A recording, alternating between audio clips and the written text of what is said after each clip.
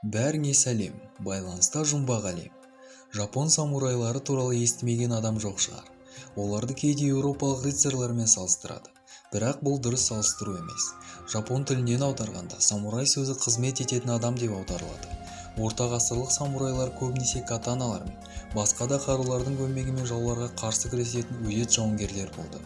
Бірақ олар қашан пайда болды және қандай қағидаларды ұстанды?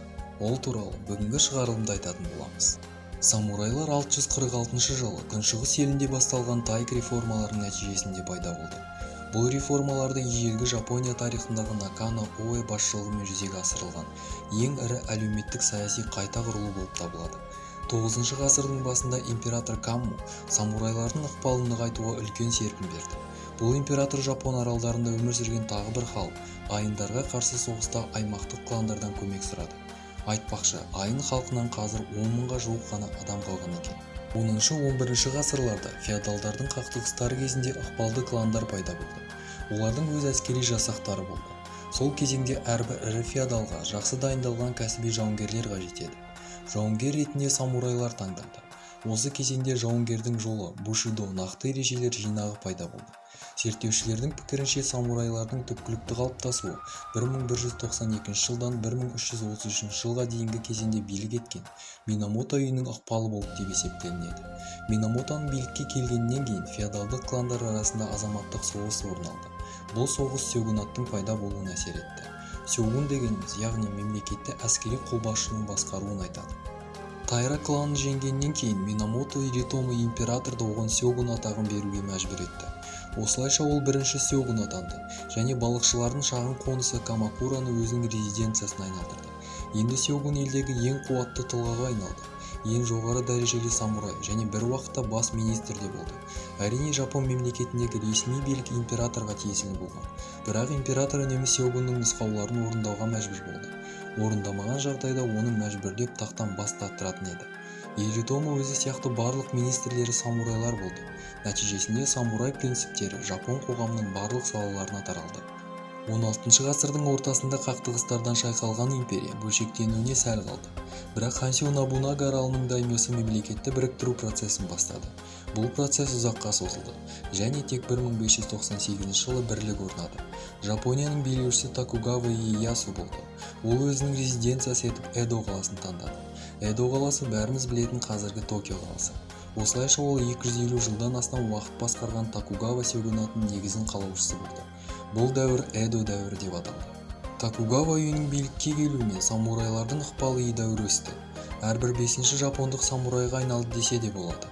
Ішкі феодалдық соғыстар азайған соң, самурайлардың әскери жасақтары көбіне шаруалар көтерілістерін басу үшін ғана пайдаланылды. Ең жоғары дәрежелі самурайлар сёгунның тікелей нөкерлері хатамотолар болды. Қарапайым самурайларда өз жерлері болмады. Ал жұмыстары үшін қожайындардың жалақы түрінде берілетін белгілі ақша сомасын алып отырған.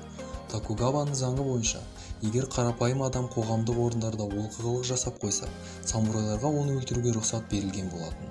Барлық самурайлар бай өмір сүрді деген қате түсінік бар. Бірақ шынында олардың жағдайы қарапайым халықпен бірдей болған. Отбасын асырау үшін олардың кейбіреулері жер өңдеп күн көруге мәжбүр болды. Болашақ самурайларды тәрбиелеу кезінде оларды өлімге, физикалық азап пен қорқынышқа, үлкендерге құрмет пен қожайынға адалдыққа бейжай қарамауға үйретті. Бұл жолға түскен жасөспірімнің тәлімгері ең алдымен мінезін қалыптастыруға аса назар аударып, батылдық пен төзімділігін дамытты. Жасөспірімдер көпшілік алдында өлім жазасын көруге, өлген қылмыскерлердің денелері мен шабылған бастарын тексеруге жіберілді. Сонымен қатар болашақ самурай барғанын дәлелдейтін арнайы белгі қалдыруға міндетті болды. Көбінесе болашақ самурайлар ауыр жұмыстарды орындауға, ұйқысыз түндер өткізуге, қыста жалаң аяқ жүруге міндеттелді.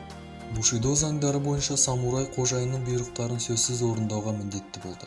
Егер ол өз-өзін өлтіруге немесе 10 адамдық жасақпен 1000 адамнан тұратын әскерге қарсы шығуға бұйрық берсе, бұл орындалу керек еді.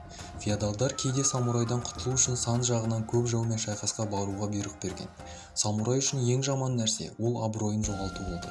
Мұндай адамдар туралы олар тіпті өлімге де лайық емес деп айтылды. Мұндай жауынгер ел аралап, қарапайым жалдамалы адам ретінде ақша табуға мәжбүр болды. Егер самурай бушидоның заңын бұзып немесе жаулардың қолына түссе, ол өзін өлтіру керек болған. Бұл харакири немесе сиппуку рәсімі деп аталды. Сиппуку рәсімі өлімнің құрметті тәсілі ретінде қарастырылды. Бұл рәсімнің құрамдас бөліктері шомылу, ең сүйікті тамақпен тамақтану болып табылады. Салтты орындайтын самурайдың жанында әрқашан адал серігі болады. Ол самурайдың азабын тоқтату үшін белгілі бір уақыт өткен соң басын кесіп тастайды. Орта ғасырлық самурайлардың сыртқы келбетіне келсек, көбіне олар кимоноға ұқсайтын кең киімдер киген. Олар матадори деп аталатын түйіні бар шаш үлгісін қолданды. Бұл шаш үлгісі үшін маңдайдан бастап бастың төбесіне дейінгі шашы қырылып, қалған шаштар түйінге өріліп бастың жоғары жағына бекітілді. Қару-жараққа келетін болсақ, бастапқыда негізгі қару текото деп аталатын жұқа қысқа қылыш болды. Содан кейін самурайлар қисық қылыштарға көшті. Нәтижесінде олар бүгінде бүкіл әлемге танымал катаналарға айналды. Бушидо кодексінде самурайдың жаны оның катанасында делінеді. Бұл қылыш жауынгердің ең маңызды атрибуты болып саналды. Әдетте катаналар негізгі қылыштың қысқа көшірмесі дайсёмен бірге қолданылған. Қылыштардан басқа самурайлар садақтарды да қолданды. Ал 16 ғасырда мылтық пайда болған кезде садақтар қарулар мен зеңбіректерге жол берді. Мысалға, Эдо дәуірінде танагишима деп аталатын кремний мылтықтары танымал болды. Соғыс алаңында самурайлар арнайы сауыттар киген. Бұл сауыт былғары және жібек жіптермен байланысқан металл тақтайшалардан жасалды. Сауыттың ажырамас бөлігі кабуто шлемі болды. Бұл дулығаның қызықты ерекшелігі. Ол иесінің мойнын қылыштар мен жебелердің соққыларынан қорғайтын металл пластиналардан жасалды. Дулығалармен бірге самурайлар кейде жауды қорқыту үшін менгу маскаларын киді. Жалпы алғанда бұл жауынгерлік киім тиімді болды және Америка құрама штаттарының алғашқы бронежилеттері дәл осы сауыттарға негізделіп жасалған делінеді. Феодалдар ыдырағаннан кейін даймёларға үлкен әскердің қажеті болмай қалды. Нәтижесінде көптеген самурайлар рониндерге, яғни қожайынсыз самурайларға немесе жасырын жалдамалы ниндзяларға айналды. 1868 жылдардағы Мэйдзи буржуазиялық төңкерісінен кейін самурайлар басқа феодалдық таптар сияқты ресми түрде жойылды. Көп самурайлар несие берушілерге қарызға батып кетті.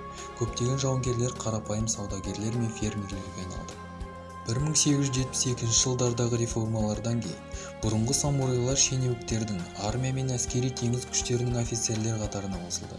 Ал 1876 жылы дәстүрлі суық қаруды алып жүруге тыйым салу туралы жарлық шықты. Бұл самурайлар дәуірінің аяқталуын білдірді. Уақыт өте келе олар жай ғана тарихтың бір бөлігіне айналды. Бүгінге айтарым осы. Бізбен болғандарыңызға рахмет. Ал сіздер тіркеліп кетуді ұмытпаңыздар. Келесі кездескенше.